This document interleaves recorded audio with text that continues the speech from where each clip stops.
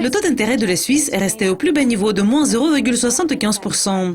Kurt Karl nous rejoint par téléphone pour partager son point de vue. Kurt, croyez-vous que la BNS soit en mesure de stabiliser la valeur du franc suisse? La BNS a eu de bons résultats cette année. Donc, je crois qu'elle doit continuer à maintenir l'écart négatif avec la BCE. Il n'y a pas eu de mouvement et le franc suisse est resté au même niveau, malgré que la Banque centrale européenne a réduit le taux de dépôt négatif. Donc, cet écart de 0,75 à 0,3 est suffisant pour stabiliser la monnaie. Ils ont certaines réserves de devises étrangères qui augmentent pour prévenir le nouveau renforcement du franc suisse. En fait, nous ne le prévoyons pas, parce que quelque chose de très mal doit arriver à la zone euro pour qu'on voit le renforcement. Et pour le moment, nous croyons que la situation est plus ou moins normale. Donc, si la BNS continue sur cette bonne voie, nous croyons qu'il pourra maintenir le franc dans cette fourchette de 105 à 110. L'économie de la Suisse a stagné au deuxième trimestre, freinée principalement par de faibles résultats du secteur de l'énergie. Prévoyez-vous que l'économie va voir toujours ses données ternes en 2016? Nous prévoyons une reprise économique et nous ne voyons pas de grands problèmes dans l'affaiblissement au troisième trimestre. Les exportations ont en fait progressé, mais les investissements des entreprises sont faibles parce que le franc suisse est très fort. Le secteur de l'énergie a reculé, dû principalement aux bonnes conditions météorologiques, ce qui était en fait bien pour les Suisses. Mais à l'avenir, compte tenu de ce que la plupart de la baisse des exportations et des investissements ont eu déjà lieu, nous prévoyons que la devise sera forte l'année prochaine. Donc nous supposons que la situation va s'améliorer au cours de l'année prochaine.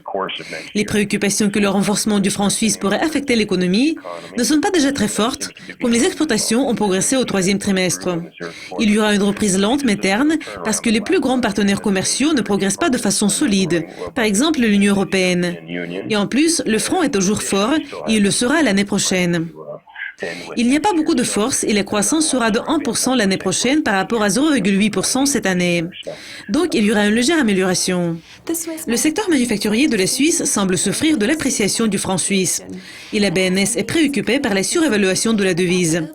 Donc quelles sont vos prévisions pour le franc suisse pour les mois à venir?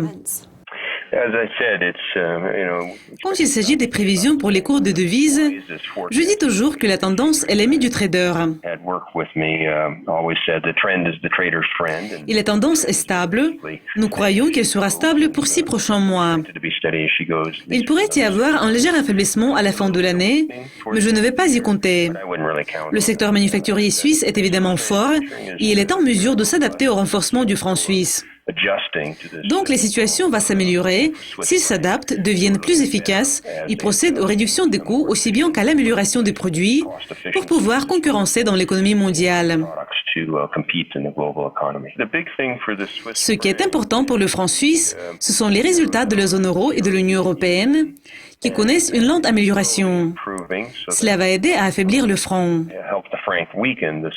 Si l'Union monétaire européenne et l'euro ont de meilleurs résultats, le franc suisse va s'affaiblir.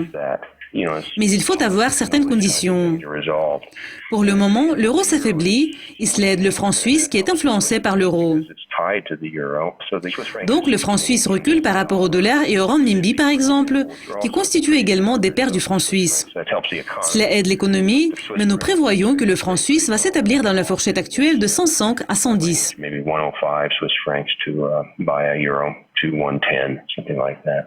Kurt, merci beaucoup.